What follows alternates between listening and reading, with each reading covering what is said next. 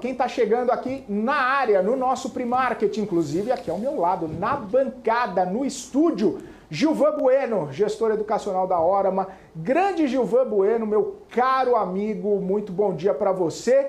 Prazer recebê-lo aqui no pre-market. Muito bom dia, meu amigo. Que alegria estar com você aqui, nossa audiência. Vamos destrinchar aqui e apresentar as principais questões que estão causando essa volatilidade de um dólar próximo de 5,60, de um Ibovespa que voltou. Me preocupa se vai sair dos 130 mil pontos, então vamos lá. Ô Gilvan, eu quero então, vamos começar com isso que você falou, né? Esse dólar que está preocupando, a gente viu em poucas semanas sair de 5,88 na máxima intradiária para 5,45, 5,46 e já chegou a 5,60 ontem nessa elevação. Na sua percepção, né? A gente tem esse nível de dólar mais elevado por uma questão doméstica, essas falas do Gabriel Galípolo, as falas do Roberto Campos Neto, de outros dirigentes do Banco Central, questão fiscal, desancoragem, enfim, esse cenário doméstico está pressionando, ou a gente pode falar num contexto mais macro, né, onde até mesmo os investidores estão com um pouco de pé atrás por conta de falas de Jerome Powell, por conta do que está acontecendo no Japão, outros movimentos um pouco mais globais acabam pressionando a moeda frente ao real. Uma questão importante que nós podemos colocar aqui é a importância da comunicação dentro de uma transição. O que nós estamos presenciando é um cenário de extrema volatilidade, incertezas e mudanças muito profundas em todo o cenário mundial, onde a comunicação será a forma mais inteligente da gente conseguir minimizar os impactos. Isso é uma verdade? Bem, vamos responder isso. Primeira questão, nós temos aqui a preocupação da chegada do Galípolo e a saída do Roberto Campos Neto. Então nós temos duas pessoas falando simultaneamente e o Galípolo até fez uma declaração falando que ele está muito dentro da ata. Tá? A entrevista do Roberto Campos Neto trouxe, tanto no dólar quanto no juros futuro, uma volatilidade um pouco para cima. Então você tem duas pessoas falando. Nós também temos nos Estados Unidos uma transição de dois governos. A chegada do próximo ganhador, que vai mudar ou vai alterar alguma composição. Nós também temos, no outro lado aqui na França, uma preocupação também com a mudança de como será a condução. A gente tem o euro sofrendo também, ou seja, quando a gente olha o mundo todo, tem transições que a comunicação será determinante. Então, na parte do dólar, qual era a nossa primeira preocupação, Felipe? Nossa primeira preocupação era, terá responsabilidade fiscal? E aí nós vimos um governo com muitas críticas ao Roberto Campos Neto, um governo que não tinha tanta clareza no que iria fazer na condução da política monetária. Passou-se isso? Passou-se um pouco. Por quê? Porque basicamente a comunicação ficou mais fluida, os ataques a Roberto Campos Neto ficou cada vez mais brando. E um ponto importante é que o Galípolo cada vez mais, se nós percebermos e olharmos os seus movimentos, ele tem ido a alguns encontros, ele tem feito comentários. E uma coisa muito importante é que ele trouxe uma segurança nessa sua narrativa. Como assim segurança? Bem, ele mostrou que ele está alinhado com o Roberto Campos Neto. A última decisão, os votos foram todos alinhados. Ele já falou, curiosamente, ele falou que pode-se aumentar a taxa de juros. Ou seja, a comunicação vai ser determinante.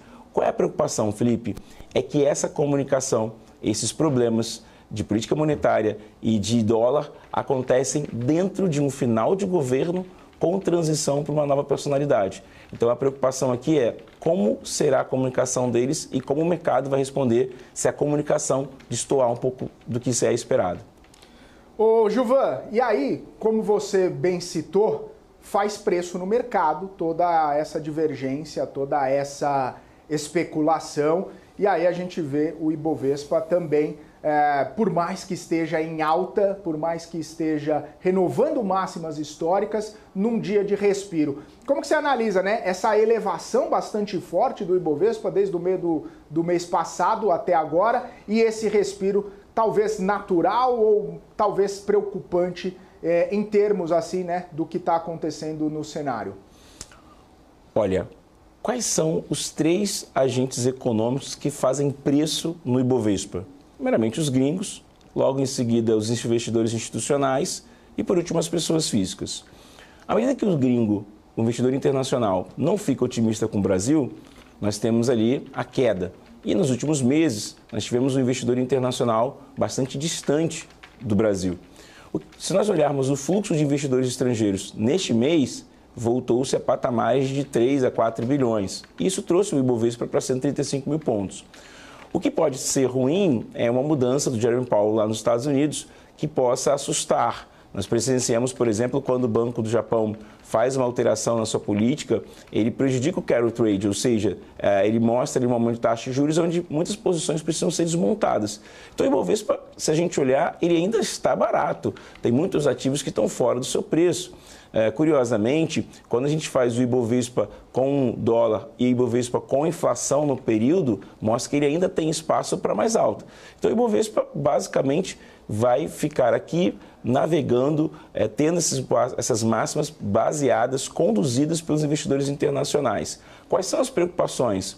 Se o aumento da taxa de juros vai intensificar o pessimismo com o Ibovespa, porque principalmente as ações que dependem de caixa vão sofrer, as ações que estão endividadas vão sofrer. Então, o Ibovespa ele vai continuar nas máximas e o que a gente tem que olhar aqui para você que está construindo sua posição nessa manhã, está construindo seu raciocínio qual é o apetite do investidor internacional em continuar o Ibovespa. O que faz o Ibovespa subir são os compradores e os compradores sendo os gringos, isso nos traz bastante otimismo. Ô Gilvan, você falou dos gringos, né? 2 dias seguidos de saída, né, dos recursos estrangeiros. Claro, cerca de 600 milhões nesses 2 dias, sendo que no mês de agosto, eu tenho até o dado aqui, já entrou mais de 7 bilhões, mas no ano quase 30 de retirada. Nessa perspectiva, né, com possível aumento de juros aqui no Brasil, com Estados Unidos caindo juros talvez também, essa melhora principalmente em termos de resultados das companhias, o gringo pode voltar a se interessar para o Brasil, porque também você olha para os outros mercados emergentes, não tem muita coisa que seja atrativa, nem muita disponibilidade. O Brasil pode voltar na bola da vez, Gilvan? O ano foi dividido em 2 semestres. No primeiro semestre, o Brasil foi extremamente penalizado, considerado uma das piores bolsas do mundo. Nossa performance foi muito abaixo do esperado. Curiosamente, isso foi uma vantagem competitiva para o segundo semestre. Para quem acompanha o cenário internacional, o segundo semestre, no momento pós-férias, os investidores estão ali buscando ativos que ficaram descontados. E, curiosamente, Brasil e China em bolsa estão descontados. Então, o que nós temos aqui é um fluxo. Quem foram os perdedores do primeiro semestre? Brasil, nos países emergentes, um grande player do país emergente. A gente tem o MSCI saindo um pouco, o Brasil perdendo muita relevância. No segundo semestre, você vai olhar o quê? Como investidor, como gestor. O que tem de oportunidade? Brasil, como é que está lá? O Brasil, o Galípolo está fazendo um trabalho de comunicação, está muito alinhado com o movimento de mercado, o governo começou a se comprometer com o fiscal, o monetário está equilibrado, a gente tem que ver como é que está o controle da inflação, legal. Então, como é que estão as suas ações em bolsa? Olha, o Brasil tem players muito bons, que são dominantes em seu mercado, que estão muito atrás, muito descontado. Vamos pegar alguma coisinha ali para botar nesse lugar. Então, em linhas gerais, quando a gente olha Brasil de segundo semestre, é um cara que está descontado, que agora os investidores estão olhando para entender se ele vai conseguir ter um segundo semestre mais atrativo. Muito bom. Gilvan, eu vou agora com o nosso